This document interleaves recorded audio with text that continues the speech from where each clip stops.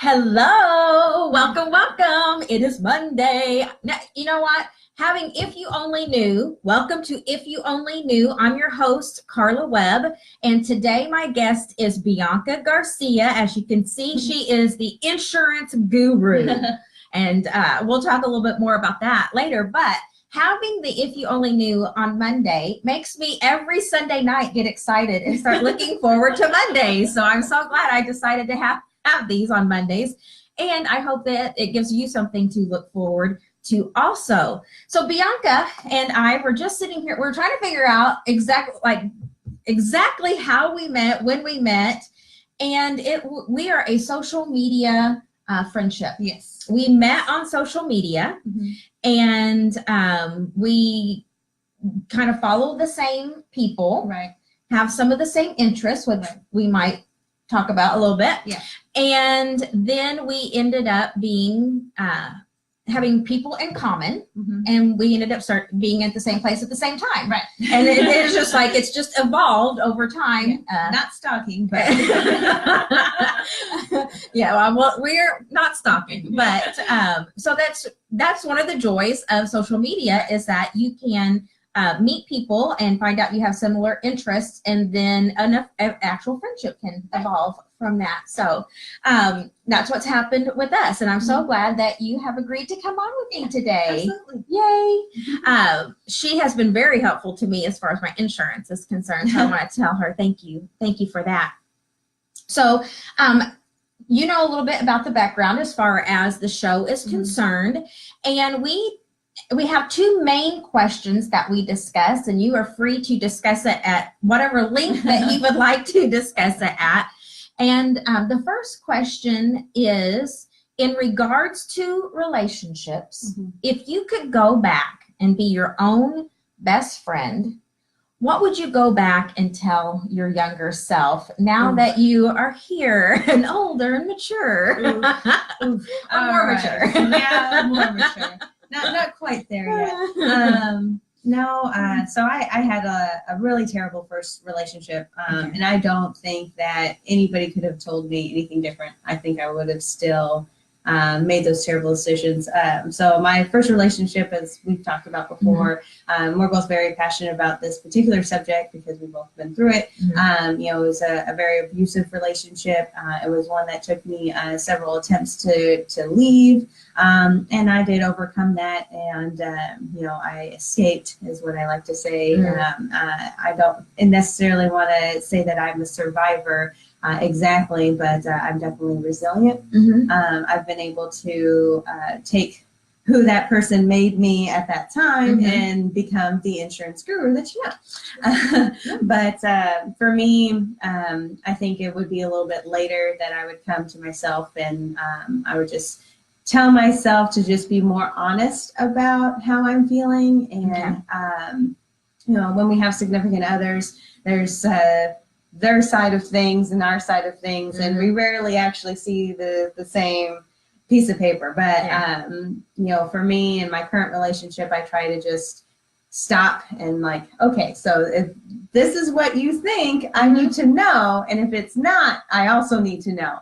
So just let's cut the BS, get straight to it. And if you feel this way, I need to know. And, that way we can move forward. And I think that was something that I probably should have done, 6 years ago, and would have saved me a lot of heartache in my last relationship before that. So it was just, I think being honest with myself and my partner, instead of trying to save for a fight, I'm not at all worried about an argument anymore. If we need to have an argument, we just need to have one.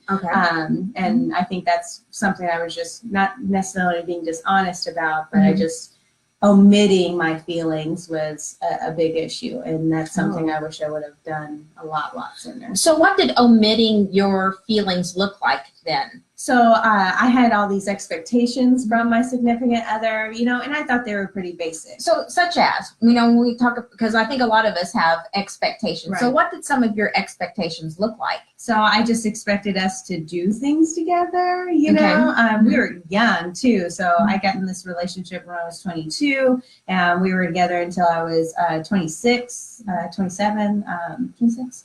And, you know, we were still young, and I thought we were going to do things and go places, and we're both very outdoorsy, so I assumed we would do those kinds of things and make time for it. And, you know, it got to a point where we weren't doing anything at all.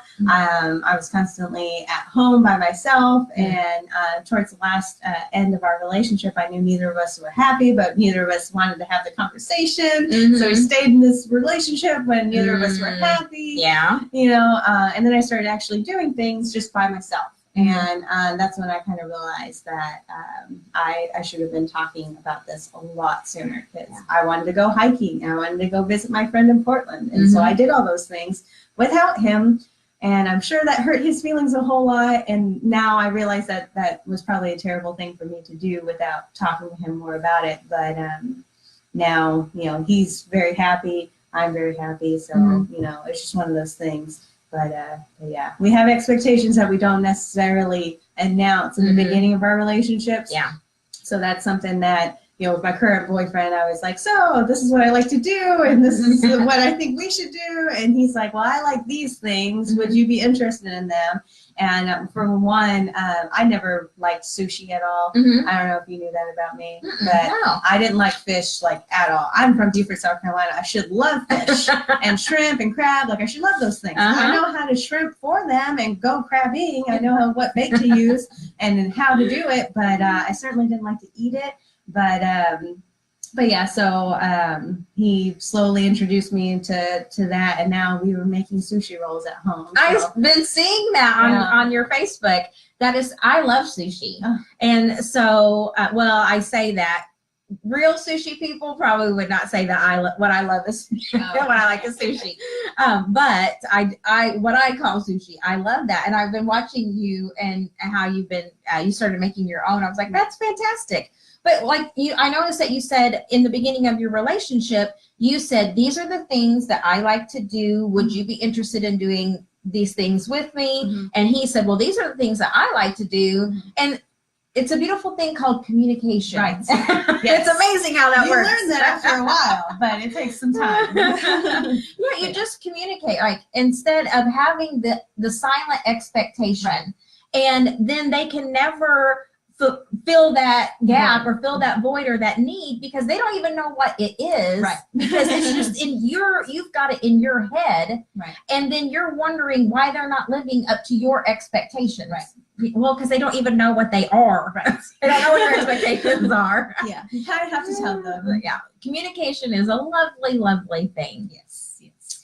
So then the second question then is, what is a truth? So on this journey you've been on, when we have these revelations as far as relationships are concerned, a lot of times that it coincides with the spiritual journey also. So along on this journey of understanding relationships, what is a truth that God has revealed to you about yourself? I think for me, and it's kind of gone across my entire life, actually. So integrity is kind of a trait of mine that I can't seem to ignore at all. And it's not that I ever ignored it really, but I didn't realize how important it was to me, I guess. So after, kind of learning over the last 10 years of who I can be and what my potential is, and I'm not quite there yet, but I'm getting there. It's just, I thought that, maybe I was just weird. Maybe I'm a control freak. Like, maybe there's some things that I need to change. But it was just that I was not willing to, jeopardize my integrity for something else. And whether or not that was, a job, a position, if I wanted to do something, if I was angry or upset with somebody, I just couldn't make myself be mean. I would want to communicate and figure it out, from there. And I've had a lot of instances like that in the last 2 years that I can't even tell you that I was so impressed on how I reacted after the fact, because it's like during it, you're like, I'm just trying to get this particular situation. And then after, you're like, oh man, self 5. I did that so well. I find myself. It's like, I am so grown up. But yeah, it's definitely a developing, a journey to figure out who you are and what's most important to you and what keeps bringing you back to certain decisions. And for me, I guess just integrity has been all over everything. So what does integrity mean to you then? What's your own personal definition of integrity? So for me, everybody has morals and things of that nature. And I want to make sure, for me, it's more of a golden rule type of instance. So for me, I'm never going to do anything to you that I wouldn't want you to do back to me. Obviously, if you can save me $500 on my insurance, you could definitely do that. But I can do that myself. But no, I'm kidding. Plug. So, but no, it's just I always want to make sure that especially in my business, that I take care of my client in a way that I would want to be taken care of, or I want my parents to be taken care of if I can't take care of them.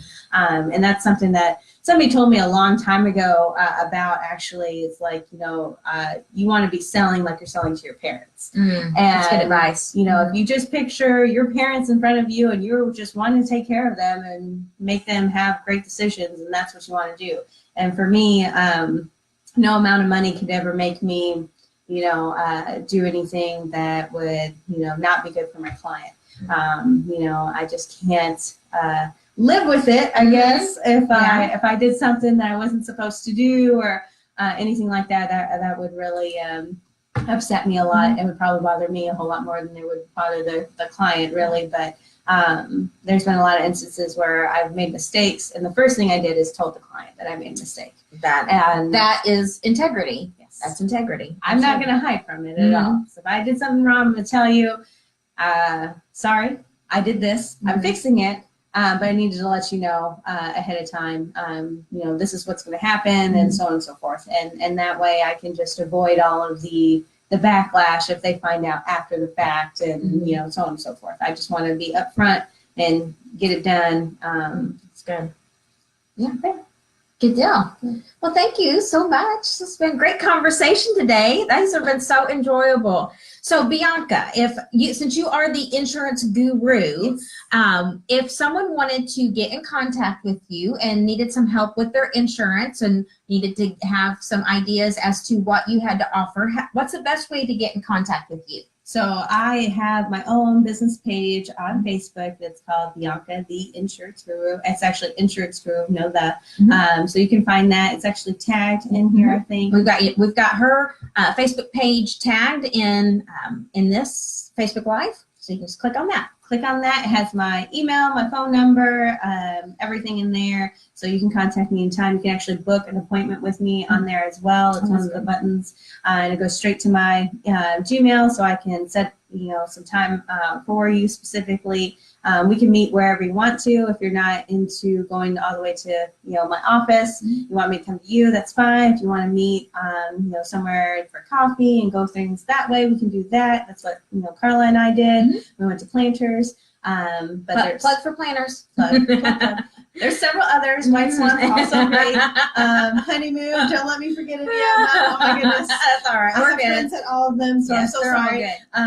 All of them are great, but yeah, we can do anything like that. I have a laptop. I can show you a lot of different things just from my laptop right there. I am still working on getting all of my accesses, because I'm going to have over 20 companies now. Oh wow. So, instead of just selling auto and home insurance like I have been doing, I'm actually going to be able to do the life insurance and health insurance, and I'm also licensed in both states, Indiana and Illinois. Excellent. So I have a lot of options now. Yes, a lot of options. If you with Bianca, if you are needing to explore a new insurance, she is your guru to go to. And if you are needing help in your relationships or your spiritual journey, That's me. I'm your go-to gal. And I also have a book now. You can, on my Facebook page, you can click book now, and that will, you can schedule a 30-minute free consultation, and we can just chat about what you feel like is holding you back.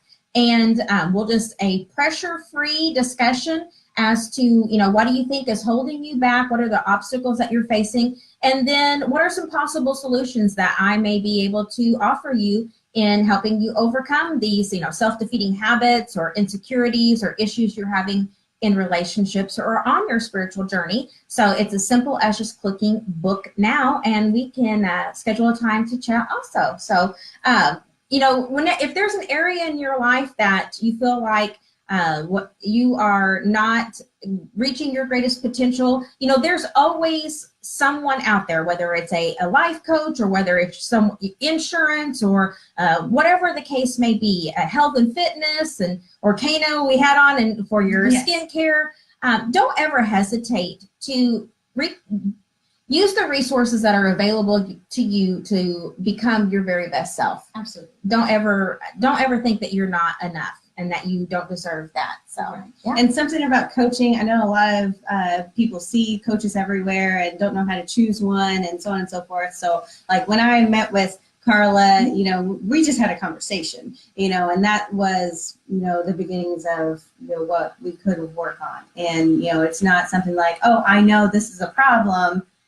This is how are you going to solve this for me? Mm-hmm. It's more about, you know, you guys are having a conversation and then she finds things in your language that you've used. You've already told her a lot more than what you realize just by, you know, having a conversation. So it's not, you know, anything that you have to do any work on necessarily as far as, you know, to prepare for a coaching session. You guys just have a conversation and it's, you know. Yeah, you just show up, you be yourself, and we just, we don't have to use any fancy language. We're just going to have a very casual, honest conversation. And then I'll just talk, you know, give you some possible avenues or ideas that I have that might bring you to a resolution or solution to that problem. And then we'll just decide if it's a good fit for you. That's all. No big deal. No biggie. So again, we just thank you so much for tuning in today and every Monday. I hope you look forward to it. I know I do. And I want to thank Bianca one more time. And thank you all for tuning in. And we will see you next Monday. See ya. Bye.